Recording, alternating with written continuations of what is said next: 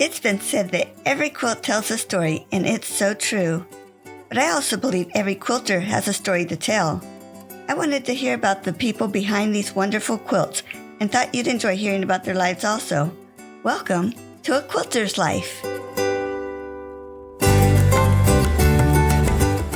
I hope you've enjoyed the stories of the wonderful people behind the beautiful quilts in 2023. I've gathered their tips for this episode of A Quilter's Life. This year we've heard some great tips that will help us along the way in our quilting journeys. We start with, just make it. There's never an ugly quilt. This was a great tip for me as I tend to dream about what I want to make instead of actually getting into my sewing room and just getting to it. Just try it. No matter what it is, no, it won't be perfect, but go ahead and try it. Have you wanted to try a pattern or technique, but you didn't think you would be able to make it look right? Well, it really can't hurt to try, and more than likely we realize we can do it and enjoy it. Never pass up an opportunity to learn something new.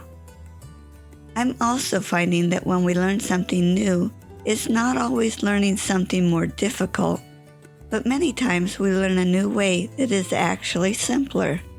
Why won't we want to make our lives simpler? When you get frustrated with a step in your quilting project, keep failing, because that helps you figure it out. You get better and you learn. Your quilts don't need to be perfect, and don't compare. Remember, finished is better than perfect. If it works for you, don't worry about what others say. Enjoy the process. Yes, enjoy the process that you figured out works for you. There's always going to be the person that has found what works for them, and they think that is the way it should be done. It never hurts to listen to what they have to say because we can pick up tidbits of information that may work for us, but we can thank them and enjoy the process that actually works for us. Which leads us into the next tip of, don't be afraid to experiment and adapt. Try a technique. If you don't like it, there's usually another way to achieve the same outcome, so do what works for you. Also, don't be afraid to make a mistake. You are in charge of that. You get to decide if you're going to rip it out or leave it in. Either way works. Don't take shortcuts. This is especially true when we're working on a project and we're tired. We know ourselves and we know when we need to do that extra step, but we want to just get it done. Before you know it, we have a date with Jack, taking out all the stitches with the seam ripper because we just took a shortcut, and it ends up not being a shortcut at all. Don't give up. You can start on something else and come back, or maybe you just work on one block at a time, and before you know it, you have a quilt done. You will feel so accomplished when it's finished. But if you do need to put a project aside for a while, use cardboard tubes from foil, plastic wrap, or gift wrap to roll unfinished projects on instead of folding them. This will keep them from getting those fold lines. Starch your fabric. If blocks are wonky or not coming out the correct size, use starch. I think most of the quilters that are extremely accurate use starch. Stay with the same brand of rulers for accuracy. I was just comparing a couple of my rulers the other day, and sure enough, they were slightly off. It's always good to double check when you're using rulers in a project. Buy the best and cry once. She was talking about buying the best that you can afford. I thought this was a cute take on the saying, measure twice, cut once, which was also another tip that was given. It's such a basic tip, but always worth repeating. Don't start a new project until you have the other one done.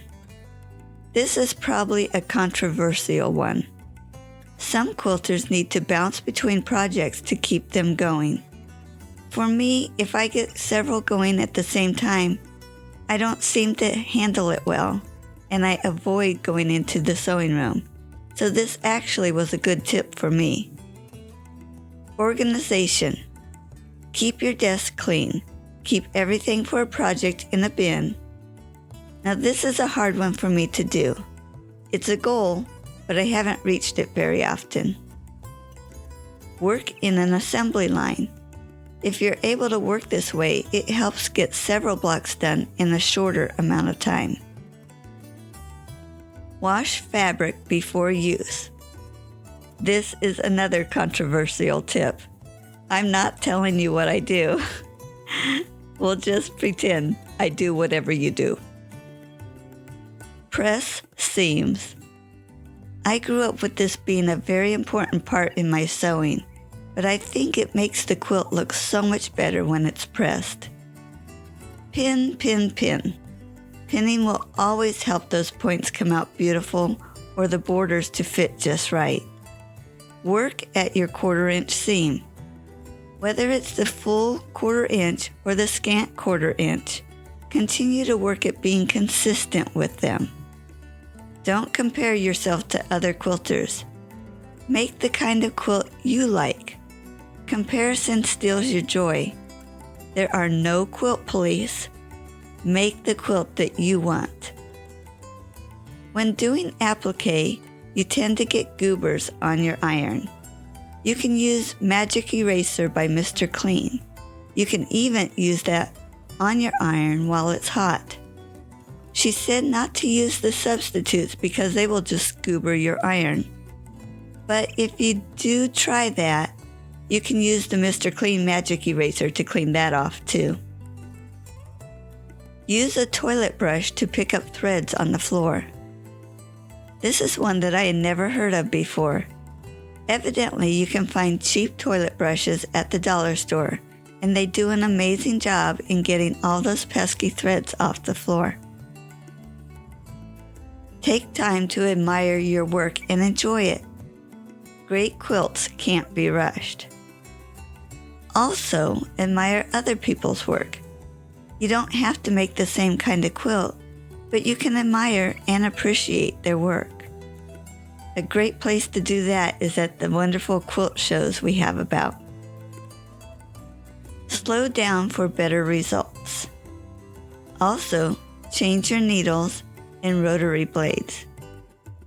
This will make life much easier, and when you change your blade in your rotary cutter, it helps to get those nice clean cuts.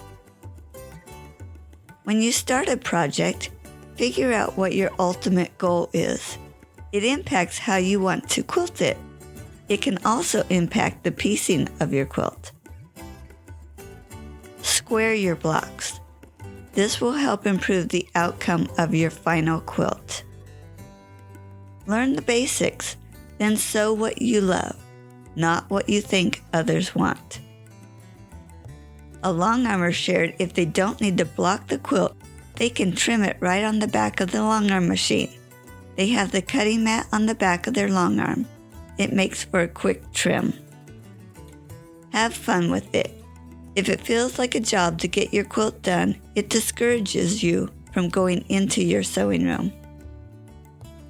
If you're trying to adjust your tension on your sewing machine, start by sewing a diagonal line across a square of fabric. If you stretch it along the bias and the thread breaks on the top, that means your top thread is too tight and you need to reduce your tension.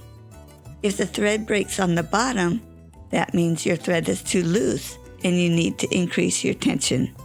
If neither thread breaks or they both break, you have balanced tension. Trust the process. Trust yourself.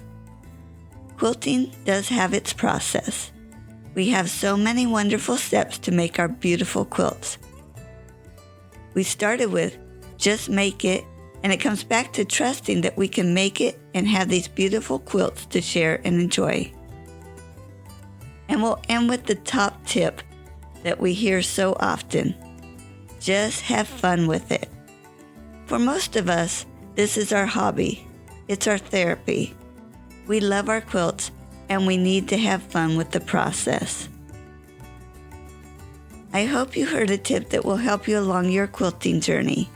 You might even want to go back and listen to the past episodes of A Quilter's Life to hear more of why the quilters gave these tips. They did such a better job explaining their tips, but I wanted to give you just a short compilation. Have fun quilting.